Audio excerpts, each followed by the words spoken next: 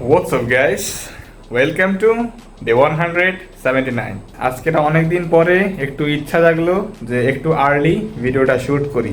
মানে আমি তো যখন প্রথম ভিডিও বানাইতাম আমার হচ্ছে রাতের, আমি যখন লাস্ট টেক দিতাম রাতের ভিডিও করতাম, ওই সময় আমি 9টা সর্বোচ্চ 10টা এর মধ্যেই ভিডিও মোটামুটি শেষ করে ফেলতাম শ্যুট করে। তারপরে ওই রাতেই 11টা 12টার দিকে ভিডিও এডিট করতে বসতাম, মোটামুটি ওই রাতেই আমি ভিডিও আপলোড দিয়ে দিতাম। বাট এখন তো সেটা হয় না, এখন অনেক সময় লাগে। আর আমার অলরেডি সিরিয়ালে অনেকগুলো প্রজেক্ট অলরেডি বাকি আছে, অনেকগুলো ভিডিও আমার মেক করা হয় নাই। সব কিছু আসলে ব্যালেন্স করে চলছি, ফ্যামিলির কাজ বাজও করছি, নিজের কাজ বাজও করছি, ভিডিও সব কিছু কন্টেন্ট সব মেক করতেছি। বাট মাঝখান থেকে একটা ঝামেলা হয়ে গেছে, এই load shedding. It's kind of a nightmare to me. মানে এই 3-4 দিন যাবত ধরে এরকম সিন শুরু করছে। আমি তোমাদেরকে আজকের রাতে, মানে গতকাল রাতের কাহিনী যদি একটু শেয়ার করি, আমার মনে হয় আমি ঘুমিয়েছি রাত্রে হয়তো 12:30 কিংবা 1টার দিকে। টাইম ডিউরেশনটা অলমোস্ট 6 ঘন্টা কি 7 ঘন্টা ধরলাম।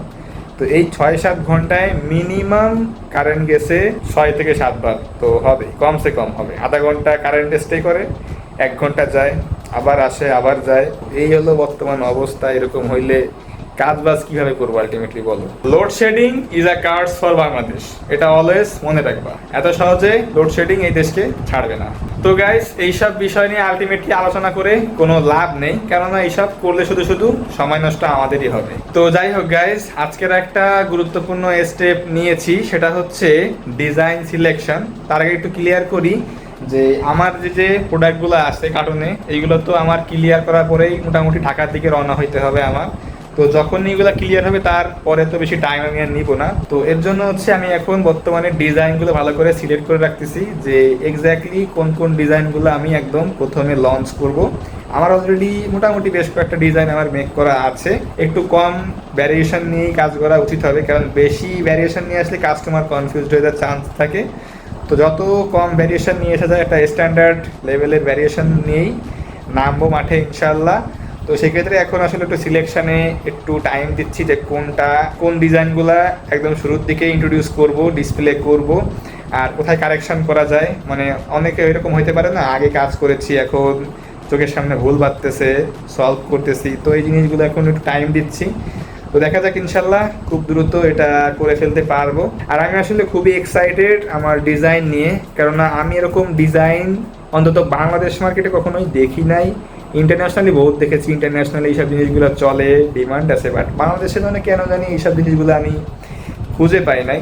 আর আইডিয়া কিন্তু মূলত এরকমই, এইভাবেই আসে যখন তুমি তোমার প্রয়োজন অনুসারে, তোমার নিড অনুসারে কোনো কিছু না পাও, ওইখান থেকে কিন্তু একটা ব্যবসা বের হওয়ার চান্স থাকে। বেশিরভাগ বিজনেসের শুরু হয় মূলত সেই বিজনেসের ওনারের রিয়েল লাইফ প্রবলেম থেকে। সে হয়তো কোনো একটা কাজ করতে যে কোনো একটা প্রবলেম দেখেছে, তার চোখে বেঁধেছে যে এর সলিউশন কেউ করছে না, পরে সে হয়তো সেই নিজেই সেই সলিউশনটা সে দিচ্ছে, যার ফলে সলিউশনটা দেওয়ার ফলে অনেকে তার কাছে আসছে, সেই সার্ভিস বা সেই প্রোডাক্ট সে নিচ্ছে, অনেকে কিনছে, তার ফলে আস্তে আস্তে বড় একটা কোম্পানি ব্র্যান্ড হয়ে যাচ্ছে। মূলত রিয়েল লাইফ প্রবলেম থেকেই কিন্তু এই ব্যবসার উৎপত্তি হয়, সলিউশন দেয়, আস্তে আস্তে বিজনেস ব্র্যান্ড বড় হয়। আমার ক্ষেত্রেও গল্পটা প্রায় সেম। প্রথমে আমি জাস্ট নর্মাল একদম সিম্পল সলিড টি শার্ট দিয়ে ব্যবসা স্টার্ট করেছিলাম। আমার ইচ্ছা ছিল যে আমি সবসময় এই সলিড টি শার্টই বেচবো, ওরকম প্রিন্ট আমার আসলে কোনো রকম ইচ্ছা ছিল না। পরে আমি আসলে দেখলাম বাইরের দেশে, বিশেষ করে ইন্টারন্যাশনাল মার্কেটগুলো একটু ভালো করে চেক করলাম, অনলাইনে দেখলাম যে ট্রেন্ড কোন দিকে যাচ্ছে। পরে আসলে অনেক কিছুই আসলে ঘাটাঘাটি করে দেখতে পারলাম, জানতে পারলাম, শিখতে পারলাম। তো সেটা আমি আসলে বাংলাদেশে পরে সার্চ করলাম যে এই দেশে এরকম কিছু হয় কি না। তো অনেক কিছু হয়, অনেক কিছু হয় না, বাট যেটা আমি সার্চ করছিলাম সেটা আসলে বাংলাদেশে আমি পাই নাই। তো এখন আমি হয়তো বলবো না যে এক্স্যাক্টলি কী, সেটা তোমরা যখন লঞ্চ করবো ওই সময় তোমরা সবাই দেখতে পারবা। তো এটাই শুধু বলবো যে যেটা আমি সার্চ করছিলাম, যেটার জন্য আমি আসলে মানে তাকিয়েছিলাম যে এটা বাংলাদেশে হচ্ছে কি না, সেটা আসলে এখানে মিসিং আছে। তো এখানে একটা অপরচুনিটি আছে, সেটাই আমি গ্র্যাব করার চেষ্টা করছি। এরকম সেই আঙ্কিকেই আমি কিন্তু আমার প্রোডাক্টগুলা সেইভাবে কিন্তু কাজবাজ করার ট্রাই করছি, সেরকম ডিজাইন বানিয়েছি। ইনশাল্লাহ তোমাদের পছন্দ হবে। ডিজাইনের কাজ যে ভাই কি লেভেলের প্যারার কাজ, এ যে করছে সেই আসলে ভালো করে বুঝে যে এটা আসলে কতটা ঝামেলার জিনিস।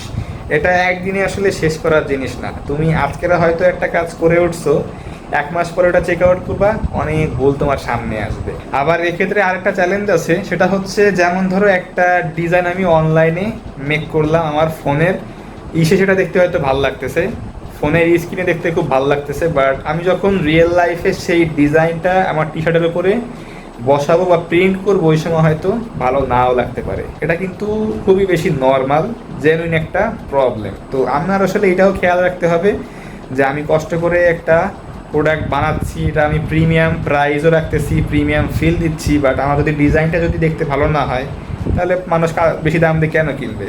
তো এইটাও কিন্তু একটা বড় চ্যালেঞ্জ, একটা চিন্তার বিষয়। বাট আই হোপ যেটা আমি করেছি, যেটা আমি এক্সিকিউট করেছি অলরেডি, আশা করি এর ফাইনাল রেজাল্টটা অনেক বেশি ভালো হবে ইনশাল্লাহ। স্পেশালি যারা আমার মতো অনলাইনে টি শার্টের বিজনেস করো, প্রিন্ট করে টি শার্ট বিক্রি করো, তোমাদেরকে একটা কথা বলবো যে যখন ডিজাইনটা করবা টি শার্টের, কোনো রকম ট্রেন্ড ফলো করে করবা না। ট্রেন্ডি প্রোডাক্ট আসলে হয় কি, তোমার যদি কাস্টমার বেস অনেক বড় হয়, ট্রেন্ডি প্রোডাক্ট করে তুমি টিকতে পারবা, তুমি সেল করতে পারবা। বাট তোমার যদি সেরকম কাস্টমার বেস স্ট্রং না হয়ে থাকে, তাহলে আমি বলবো যে বেশিরভাগ ডিজাইনগুলো একটু মনে করো যে টাইমলেস হওয়ার মানে করার ট্রাই করবো, যেন সেটা 12 মাসকাল তুমি যেন ভালো করে সেল করতে পারো। ট্রেন্ডি জিনিস আসলে মনে করো যে ওই সময় চলে যাবে, এরপরে আসলে স্টক পড়ে থাকবে, বিক্রি করতে পারবে না, টাকাটাও আসবে না, একটা লস হয়ে যাবে। তো সবসময় ট্রাই করবা, যদি তোমার কাস্টমার সেগমেন্ট সেরকম বড় না হয়ে থাকে তাহলে একটু এরকম ডিজাইন তৈরি করো যেটা আসলে 12 মাসকাল সেল করা যায়। ভিডিওটা আজকের মতো এখানেই শেষ করছি।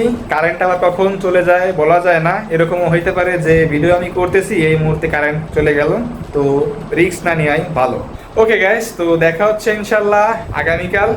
Take care on yourself and আল্লাহ হাফেজ।